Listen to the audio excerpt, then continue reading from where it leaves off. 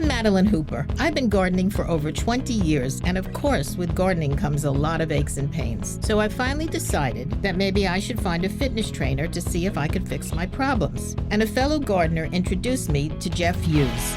After working with Jeff, it dawned on me what would be more exciting than to travel all over America, visiting a wide variety of gardens, and helping their gardeners get garden fit.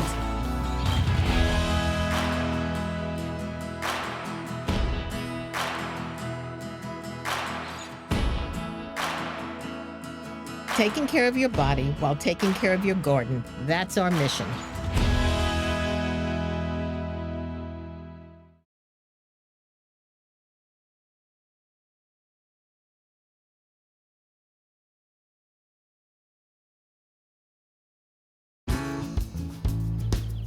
So today we're going to Soul Fire Farm, which is in upstate New York, and they're all about creating a community that absolutely can sustain itself and eat healthy, because there is sort of a lot of poverty in the area around them.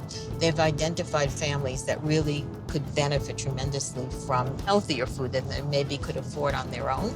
And let me get out my bag. Oh, here we go, the bag. Yeah, the bag. So the woman who founded the farm is Leah Penniman. She wrote this book called Farming While Black. Her insight here is that there's a whole community of people that have never been brought up with farming, that it could be a career, it could be a life. It's important to know where food comes from and how to eat correctly. Absolutely. So what this farm does is that they have lots of programs that they're developing, but one is for youth. So they have these kids really from inner cities. They show the kids how to dig and put seeds in the ground. And then at a certain point, something clicks in, and then they see that these kids have really connected to the ground. They just connect and go. And the other lady who's a big part of this is the woman we're going to work with today, Brooke Bridges. Brooke Bridges, okay. And Brooke is pregnant.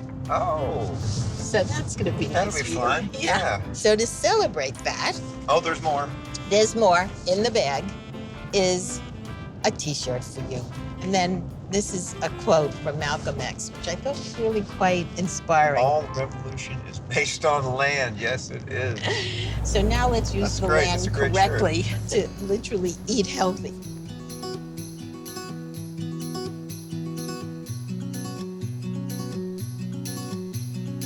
So here we are, Soul Fire Farm. That's a real farm. This is a real farm. I'm really looking forward to meeting Brooke. I think that's There her. she is. Hello. We finally get to meet in person. How are you? Good. Feeling? I feel great. great. Hi, Brooke. Hi. Jeff. Hi, Jeff. Nice to Brooke meet you. Bridges, Jeff Hughes. You look beautiful. Thank You you. do. Look at you. You got a real belly. I know. It's definitely there. But we're so excited to be here. I told Jeff a bit about the farm, but it'd be nice to hear from you. Tell us kind of big picture about Soul Fire Farm. Yeah. So Soul Fire Farm is a nonprofit organization, a nonprofit farm, and it was co-founded by Leah Penniman and Jonah Vitale-Wolf. We drop off food to families that don't have access to fresh food, so we deliver that food to them for free. And then we also do educational programming, so we have youth come onto the farm and learn all about the farm and the land, in ways that they've never engaged with it before. But we also do immersion programs that are week-long, and people come from all over the world, really, to stay here and learn about sustainable farming practices. Yeah. So this is a real educational situation here across the board. That's really where we plug into this, this movement and this mission is education, is teaching people how to grow their own food. So maybe tell us a little bit how you have the farm set up. Sure, yeah. So like this half of the farm is our perennial plants. So medicinal herbs, things like mint, and so they come back every year. Right. Raspberries, blueberries, strawberries. And then this half is all of our annual stuff, potatoes, collard greens, basil, chilies, kale, tomatoes, cabbage, just a whole bunch of stuff. And then we also have a lot of cultural foods, so things like okra and amaranth and things that you won't probably find in a grocery store around here, because we want to make sure that the food that we introduce to our community is culturally appropriate, so things like amaranth have a lot of history in the African diaspora. So I didn't even know you could eat amaranth leaves. I mean, you can eat the greens. Okay, so let's get into the garden. All right, Let's go. Great. All right. Yeah, we can start over in section 1 and 2. Terrific. Okay. So I see that you did something to keep the raspberries up. Yes. Last year was the first year that we got these particular plants, and I don't think we were expecting them to just burst as quickly as they did, but they were abundant and beautiful. And so what we did just this past work and learn day was we put in these trellises. So these are like called T-posts, and you just These have big to metal posts, yeah, you have yeah. to use this like big hammer thing that kind of looks like a battering ram, like a tiny one. And it's very loud. You have to like wear earmuffs, Wow. to protect your ears. And we'll put those into the ground, and then we use twine, like if you can see on either side of the raspberries, there's twine to hold the plants together. This is really- Obviously that makes it so that they're not so wily, because they will just sprawl and be really bushy, and that makes it really hard to Yeah, harvest. no, it's cool that So- you can kind Yeah. of pick up the twine. Right, and then it makes it, the more contained it is, the easier you can access the raspberries, so you don't lose any that, Yeah. You might overlook get if down everything's below. bushed out. Yeah. Yeah, exactly. They're really great. It's great. And they're more productive that way. And they look great next to the mint. I Yeah, bet you Yeah. could it's beautiful. figure out a drink to have mint in, Jeff. Yeah. Raspberry Yeah. mint. Yeah, absolutely. And so Could this, make a big combination. this mint actually too, we worked on it the same day, harvesting it and then stringing it up and drying it for our tea. We have 2 rows there, 2 rows here, I think a couple rows of different kind of mint down there. And we use these herbs, which are perennials that come back every single year, for our teas. So we have one that's like mint tea, where it's just like mint and then a different kind of mint and another kind of mint. And that's what we use this one for. And so you just, snip it off. Yeah, man. It loves getting a haircut, smell it, taste it, Smells We divine. always ask the kids and Isn't that nice? participants to taste it and smell it, because it's great. And because they're organically grown, so you can eat it right from the ground. Exactly. You which don't is even nice. have to wash I it. have nice breath now. You do. Well, I can smell it from here. So when you have these learning days, do you just sort of have everybody do the tasks that are on hand that day, like what you want to do? Exactly. There isn't a prescribed, 101, this is what you have to learn about connecting to the ground. Right. So during our work and learn days, Leah, since she's the farm manager, she'll, outline everything that we need to do that day. But when we have our immersion programs, we do some of that as well. So like our hands on the land, one day it's not going to be strawberry harvesting. It'll be planting or transplanting. But we also do specific things on those during those programs that are like action planning and, soil testing and like some specific Wow. things that we just want everybody who comes for that week-long, immersion to know about Don't farming. you love hands on the land? I love that. I just love Yeah. that. I mean, that Yeah. says Leah- everything, Leah and Brooke. Jonah. It's really, Yeah, it's yeah. fantastic. Yeah, they come up with some really great names.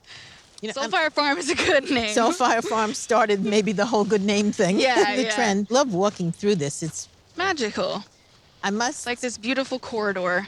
tell you that, we bought some of your tea. You did? Yes, online. Great. Yes. And we didn't get a chance to make it. I didn't share it with Jeff yet. I'll Yeah. be over. Yeah, I I'll be know. over for some tea. Yeah, I Come look over for some forward tea. to you trying it. But they're beautifully packaged. So they Yeah. look like the tea's going to be delicious. I thought that was It very is. well done. Yeah, So- and it's all made with love.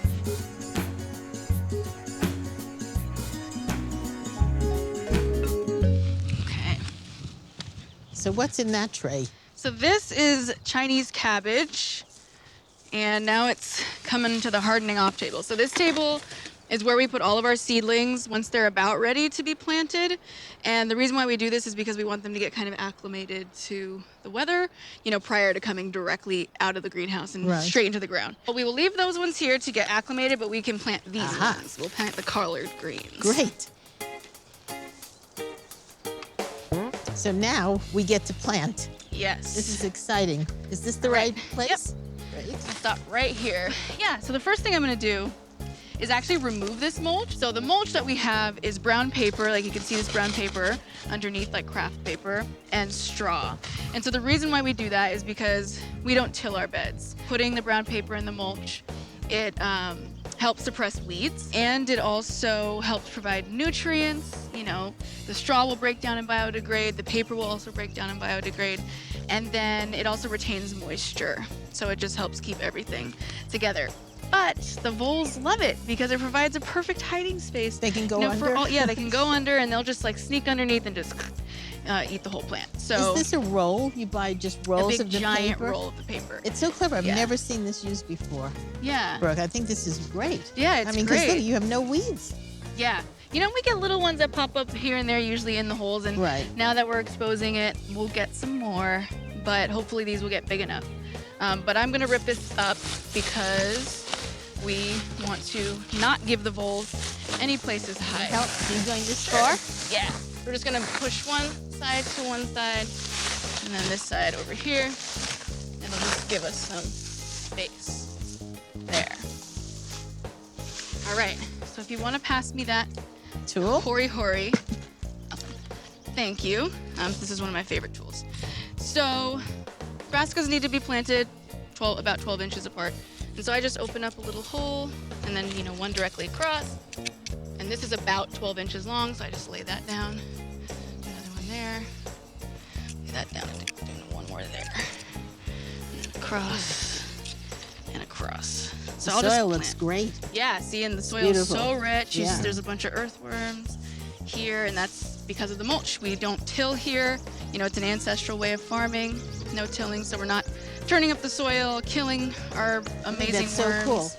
Killing all the microbiome that's like in the soil that keeps it breathing and alive. Yeah, and so now I'm gonna just take the hose. We like to just like You sorry pre-water? about that. Yeah, we pre-water the hole because we don't do the irrigation all the time. Right. You know? This is your irrigation. So that's our right little here. irrigation line. It's like a drip hose? Yeah, exactly. It's drip tape. And if you want to pass me, yes, A thank collar. you. So these little things, we don't like to use a lot of plastic, but the voles are killing our plants. So these we wrap around this so that we hope to, keep the voles from being able to bite into them. And now that the soil is open, they're less likely to like hop over it. They can't see, they're blind. But underneath the mulch, they can reach it much easier with their little tunnels. So, and then I just press it into the hole, press the soil around it, Done. and that's kind of it. I've never seen that kind of planting where you're planting into such a wet hole. It really looks Yeah. inviting for the plant. It is. It helps them, just get established better, and then we don't have to do an immediate watering right afterward. That's very cool. So I have a GardenFit tip here that it's not actually to tell you something, it's to tell you that you're doing it. Oh. These are so raised up that your feet are much lower than your knees. So if we were on flat ground, that would really be killing your knee. But the fact that this is so far up, you don't complain about your knees because you're not doing anything to hurt them with your feet so Right. low and your knees so high. This is Yeah. helpful. And raised beds, that's an ancestral practice. There are many ancestral, cultures in Africa who use raised beds because they're just better for the soil. It reduces erosion and runoff. This is what they call black gold. This is black gold. Yeah. This is it. Can't Nice get better looking than dirt. that. Yeah. Yep, soil captures carbon from the atmosphere, so it helps with climate change. And so that's one of the primary reasons why we farm this way. Healthy soil, healthy earth, healthy people. Great. We'll come back and see it completely Awesome. mature. Absolutely. Brooke, I really enjoyed the tour you gave us of everything that you're doing here, the kids that come in and so forth, and you're going to be a great mom. Thank you. With all the stuff you do, the seeding and all the walking around, stooping over and everything, what are some key parts of your body that just bother you a little bit or aches and pains? Yeah, so I think, especially in the greenhouse, primarily it's my back. And then occasionally my hips will hurt. I also find that my feet hurt, which I think might be something that, I don't know if we can fix that, but... We can fix that. Okay. But yeah, I think those are the primary things. And then I think that'll probably balance out my upper body because Okay. occasionally I'm crunching because I just don't know how to get comfortable. Okay. So I saw every single one of those things you just described, and it's a real easy fix. To understand where it's coming from is the fix. Right. Basically, your body is stuck in a very restrictive environment. That corridor that you walk down, and then the wheelbarrow, now the corridor gets smaller, you got to go in between the handles of the wheelbarrow, and you have to bend over, and you have to do that. And that's where a lot of this comes from in the center. Then, of course, you're pregnant. So you have a belly that's kind of in the way, and it's naturally restricting some movement. And then you're wearing rubber boots. You can buy $500 rubber boots, but they're still rubber boots. They feel good on your foot, but your ankle is not able to do what it likes to do. And I was watching you as we were walking. When somebody doesn't let their foot finish the roll when they're walking, like you have great posture, you're upright, but your ankle doesn't get to finish the roll. So you end up picking your foot up prematurely. So you're taking smaller steps, you're coming down on your foot instead of moving and rolling. On days that you don't think you're gonna be in deep mud or anything, if you can find the low cut ones so that your ankle's not stuck here, it can actually Flex, yeah. it can actually flex a little bit when you're doing things. There's this old saying, listen to your body when it whispers so it won't have to scream at you. And it's starting to talk louder, right? Also, I noticed you got a lot of curve in your lower spine. Yeah. What's happening is your hips aren't lining up straight. In a good, perfect world, your knee, your hip, and your armpit should be in a line. And yours are a little bit like this. You're just a little forward. But what you're doing to compensate that, instead of going to this hinge, you're going to your lower back and you're pulling yourself up. So in a way, instead of these being lined up and you being upright, you're here, but you're here and you're digging into this. And that happens a lot with people that are pregnant. That's called your hip flexor. And I want to give you some stretches. If you're aware that you're correcting it, it's like there's two hinges. You have a hinge here and a hinge here. Just that you're not correcting it here, that you're correcting it here, that will change everything. Because when you allow yourself to be in a shortened position, your body adapts to it. And what it's adapted to is these little movements. And it's getting really good at that. But what happens is you follow comfort. Those little movements, when you do them smaller, they're even more comfortable.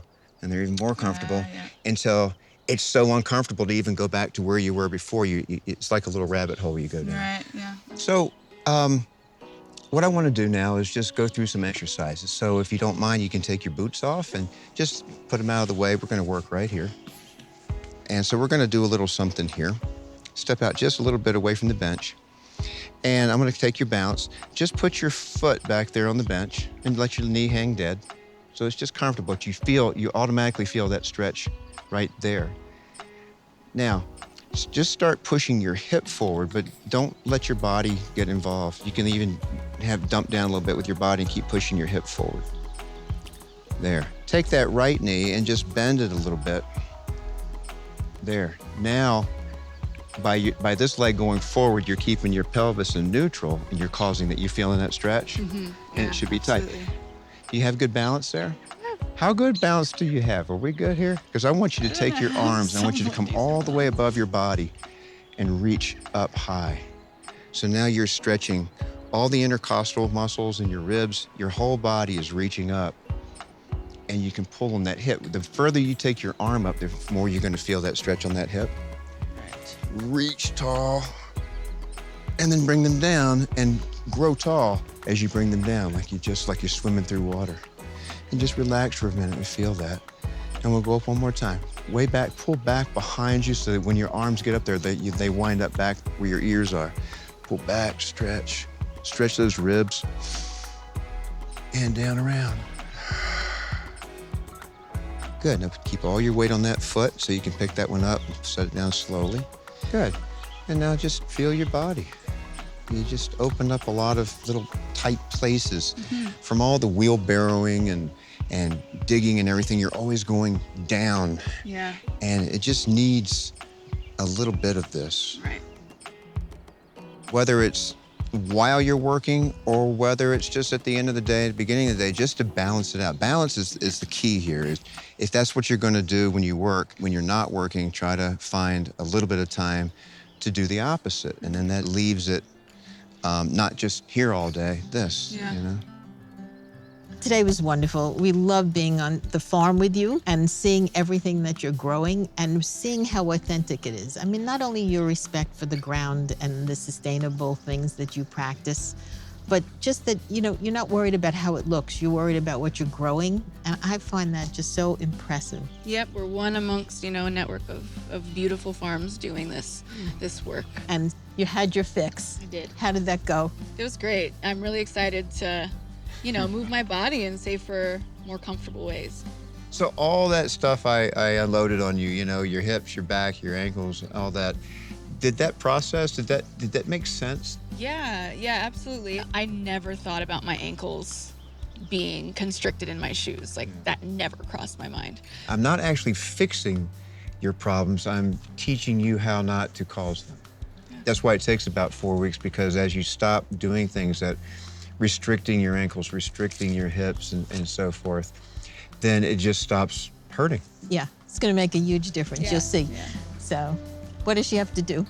Well, you know, we talked about you have to do the stretches 3 times a day, and I need a promise. You have to do this for 4 weeks, so when we come back, there's not only something new growing in the garden and something bigger growing in you, but your body's going to feel better because of the way you've been treating it. Yeah, I could do that. All right, Yeah, so we have a deal? Yeah, we have a deal. We can go. Enjoy. Thank you. Thank you so much.